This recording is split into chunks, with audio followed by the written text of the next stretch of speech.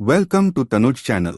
बहू के हाथ। घर की बहू शीना को इस बात का बड़ा घमंड था कि जिस काम में वो हाथ डालती थी वो काम अच्छा हो ही जाता है।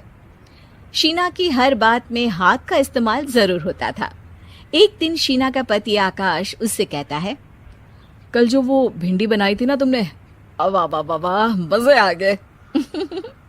मैंने अपने हाथों से बनाई थी। मेरे हाथों में वैसे भी जादू है, जिस चीज को छू लेती हूँ सोना बन जाती है। अब ये थोड़ा ज्यादा हो रहा है।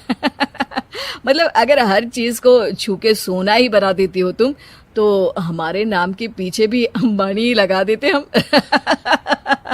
चुप रहो, मुंह पे हाथ रख लो, कुछ भी बोलते रहते हो। शीना की सास बगिया से पूजा के लिए फूल चुन रही थी। सुंदर, अति सुंदर, कितने प्यारे गुलाब के फूल हैं। भगवान जी खुश हो जाएंगे। मैंने अपने हाथों से जो पौधा लगाया था, मेरे हाथों की कोई भी चीज बेकार नहीं जाती। हाँ बेटा, सही कह रही है। इसीलिए तो तुम्हारे पिताजी से मैंने अपने बेटे के लिए तुम्हारा हाथ मांगा था। और उन्होंने हाथों हाथ में मेरा हाथ आपकी बेटी के हाथ में दे भी दिया था। हाँ बेटा, वो तो है, पर मुझे ये बता, तू ये हर बात में हाथ क्यों बीच में लेकर आती है? माँ जी, पंडित जी ने हाथ मेरा देखकर नैनीताल में कहा था कि मेरे हाथ जगन्नाथ हैं, मेरे हाथों से कभी कोई काम नहीं बिगड़ेगा। तो मेरे हाथों की तारीफ तो मुझे करनी पड़ेगी ना। हाँ हाँ, ठीक ही कह रही हो। वैसे तो मिलाओ हाथ इसी बात पर। शीना को न सिर्फ इस बात पे गर्व था कि उसके हाथ से सब अच्छा होता है, बल्कि घर के सारे काम भी वो पहले अपने हाथ से करती, फिर कोई दूसरा उन कामों को कर पाता। एक दिन शीना कपड़े धो रही थी। अरे घर में वॉशिंग मशीन है तो सही, खुद क्यों थक रही हो? कपड़े पहले मेरे हाथ से धुलेंगे, फिर वॉशिंग मशीन से। पहले हाथ की सफाई, फिर मशीन की धुलाई। अगर आज डाकू गब्बर सिंह होता ना, तो वो ये हाथ मुझे दे दे ठाकुर तुमसे जरूर कहता, और मैं तो दिलवा भी देता तुम्हारे हाथ। हर एक काम में हाथ बटाओ, ज्यादा जुबान न चलाओ, वरना दूंगी एक उल्टे हाथ से। क्या दोगी? कपड़े दूंगी, लो निचोड़ो। ऐसे ही एक दिन, अरे बहू, ये सोफे पर चढ़कर हाथ से पंखा क्यों घुमा रही हो? माँ जी, क्योंकि मेरे हाथ से घूमेगा तो ज्यादा अच्छे से हवा देगा। अरे बेटा, फिर तो तुम गाड़ी का पहिया भी हाथ से घुमा के मायके जाया करो। एक बार आकाश ने घर पर कार लाने की बात छेड़ी। माँ, सोच रहा हूँ कि एक कार लेकर आता हूँ। ले ले बेटा, क्यों नहीं? अरे पैसे हो तो हवाई जहाज भी ले लेना। हाँ, पैसा तो हाथ का मेल है, ले लेते हैं। इस हाथ पैसे देंगी, उस हाथ कार ले लेंगी। मुझे तो लगता है कि बहू कार भी अपने हाथों से धक्का लगाकर घर लाएगी।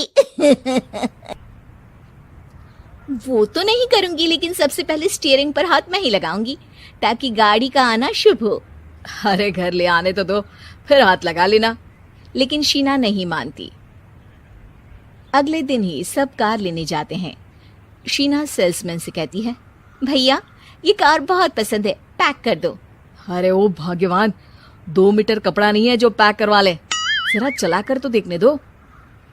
यस सर, बिल्कुल, टेस्ट ड्राइव कीजिए ना। अरे नहीं नहीं, सबसे पहले मैं हाथ लगाऊंगी गाड़ी को, मेरे हाथ अच्छे हैं। अरे यार, हाथ तो मैं भी धोता ही हूँ, और आजकल तो सैनिटाइजर से भी धोता हूँ। मेरे काम में हाथ ना अड़ाओ। अरे टांग ना अड़ा होता है भाग्यवान, हाथ नहीं।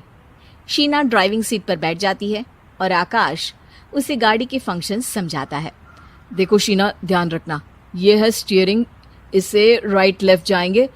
ये है एक्सेलरेटर, इससे स्पीड कंट्रोल कर सकते हैं। और उसी के पास में है ब्रेक, जो तुम्हारी जुबान में शायद मिसिंग है। ठीक है, ज्यादा भी सिखाने की जरूरत नहीं है। मेरी माँ तो कहती है कि मैं अगर अपनी शुभ हाथ लगा दूं तो जग घूम जाए, तो ये स्टीयरिंग क्या चीज है? शीना गाड़ी स्टार्ट कर देती है और स्टीयरिंग को घुमाते हुए एक्सेलरेटर पर धीरे से पैर रखती है और शोरूम के बाहर के एरिया में ही गाड़ी घूमने लगती है, जहां दूसरी गाड़ियां भी रखी हैं। देखा मेरे हाथों का कमाल। अब ब्रेक दबा दो, आगे गाड़ी है।